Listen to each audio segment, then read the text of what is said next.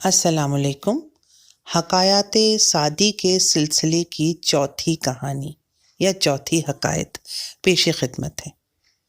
حکایت کا نام بخیل یا کنجوس بادشاہ ہے۔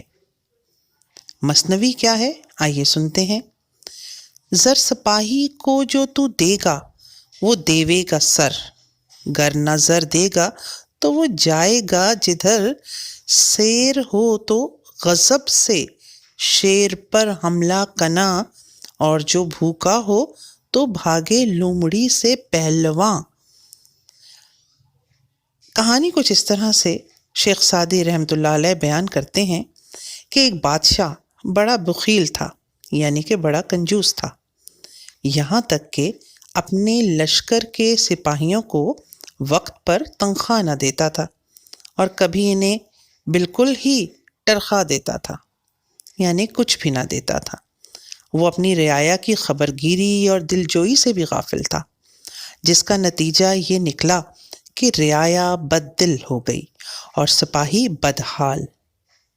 دشمن صورتحال سے آگاہ تھا، پل پل کی خبر جو رکھتا تھا۔ اس نے بخیل بادشاہ کے ملک پر حملہ کر دیا۔ پہلی جھڑپ میں بخیل بادشاہ کے کئی سپاہی میدانی جنگ سے بھاگ نکلے اور کئی دشمن سے جا ملے۔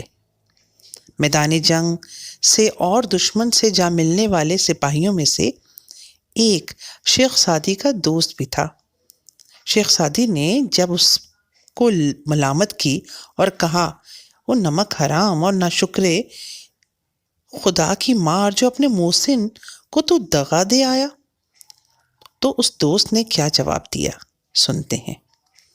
وہ کہتا ہے، ایسے بخیل بادشاہ کے بارے میں کیا کہو گے جس کے سپاہیوں کے گھوڑوں کو گھاس بھی نہ ملے اور گھوڑوں کے زین گروی پڑے ہوں۔ جو بادشاہ بخل کرے سپاہی اس کے واسطے کیوں مریں۔ اس حکایت میں شیخ سعدی یہ سمجھانے کی کوشش کر رہے ہیں کہ ملک اور آزادی کی حفاظت کے لیے ضروری ہے کہ ملک اور آزادی کے رکھوالے جیالے سپاہیوں کی مالی حالت اچھی رکھی جائے، تبھی تو وہ اپنی جان کی بازی لگانے سے بھی دریغ نہیں کریں گے اور اپنے ملک کے وفادار رہیں گے۔